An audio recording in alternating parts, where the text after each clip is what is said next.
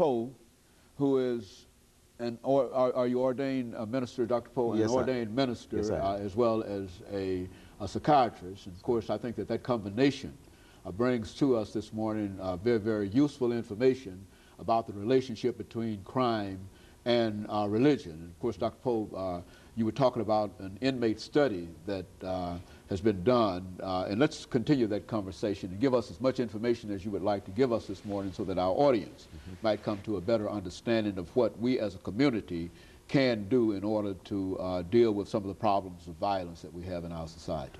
Right. Well, as we said earlier, we decided to include a spiritual assessment in our effort to better understand violence.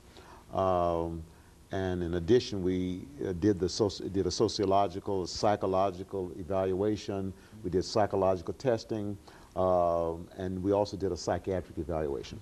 And the things that stand out the most about what we found is, as I said, we found that in many of the cases, 68% of the cases, there was an absent father from the home, and a small percentage of the cases there was a hostile relationship between the father and the male child. And in some few cases, there was a hostile relationship between the male child, and the mom.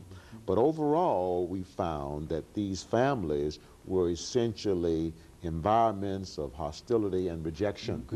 Okay?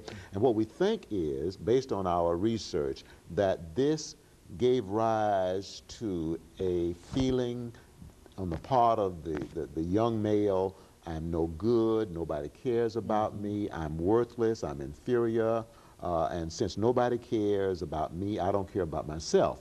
But in addition to that, it caused these young men to feel or to make the decision that I'm going to do what I want to do. I'm going to get what I want, even if it involves mistreating and hurting other people. And as I said, 70% of these men believe that getting revenge was a way you deal with situations where somebody offends you or hurts you. And I think it's interesting because of the 30% of the men who said, you know, before I became involved in religion, before I began to pray and before I began to worship, and they were able to attend worship service while in jail, I used to believe in trying to get even when somebody offended me, but now I try to handle it in some other way. So you can see that a faith in God, the effort to try to live a life pleasing to God, has a controlling effect on that urge to get even. It's hard to have an active faith in God and to believe in revenge at the same time. And so much of criminal behavior, especially murder, all right, so much of assaultive behavior has to do with, on the part of the person, an effort to get even with somebody that he or she thinks has offended them. So the motive of revenge is a very important motive in violent behavior. And a religious life, faith in God, participation in an active religion, trying to live a life pleasing to God, helps to put brakes on that desire to get even. Now, with all of this information that we have available, and the earnest belief that things can be changed, that these young people or these people who are incarcerated can be changed if they have a different perspective, what are some of the things that can be done in society, in some more concrete things? I think that in a philosophical kind of way that you've mentioned several things that are important, but from not a philosophical method, but from a practical point of view, what can we do as a society to increase the self-esteem of these individuals, to break down this pattern of violence, and et cetera? Well, I think what we need to do is to recognize the fact that we as human beings, we are much more spiritual beings than we are physical beings. And we're much more spiritual beings than we are psychological beings. And so with that in mind, if we're going to try to help people make lasting changes in terms of the way they believe and in terms of the way they behave, we're going to have to begin to call upon our spiritual resources.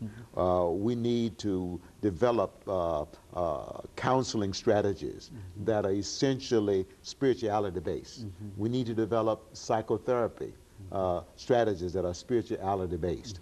We need to develop intervention programs that are spirituality based. Unfortunately, most of our intervention, our psychotherapy, our counseling is psychologically based.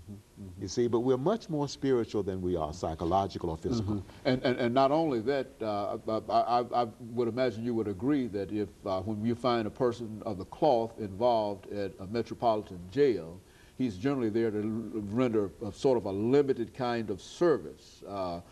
Perhaps to pray for an inmate, to bury somebody, and et cetera. But what you're talking about is opening up that chaplaincy of the various jails throughout this nation, and to bring into that particular environment some of the things that you're talking about. Is that what you're doing? I think we need in the correctional system, and by the way, I've been involved in prison ministry and am involved in the Turney Center in West Tennessee and only Tennessee, and we go down there twice a month. I think what we need in our correctional system is a spirituality-based counseling or a spirituality-based psychotherapy. Okay? Now, what that would do is to help lead these inmates who've been so severely damaged by dysfunctional family situations, self-centered family situations, who've been so severely damaged in terms of their self-esteem or in terms of their self-image. We could begin to help them while they're in jail, while they're in confinement, to begin to alter their belief system. Because we've discovered that the core of a criminal belief system, or the core of an antisocial belief system, is the belief that I have a right to have my own way. And see, a religious belief system opposes that. The religious belief system says God has, and only God has, the right to have his own way.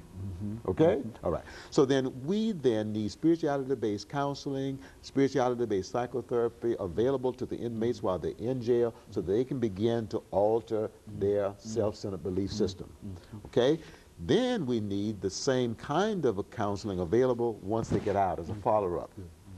Because we've found that oftentimes the guys turn to God while they're in prison, but then when they get out, they meet a cold, fearful community, all right, and there's almost no follow-up, and oftentimes they go back into their criminal lifestyle. Dr. Poe, let me take this short commercial break, and we'll be back with our audience following this break to continue our conversation.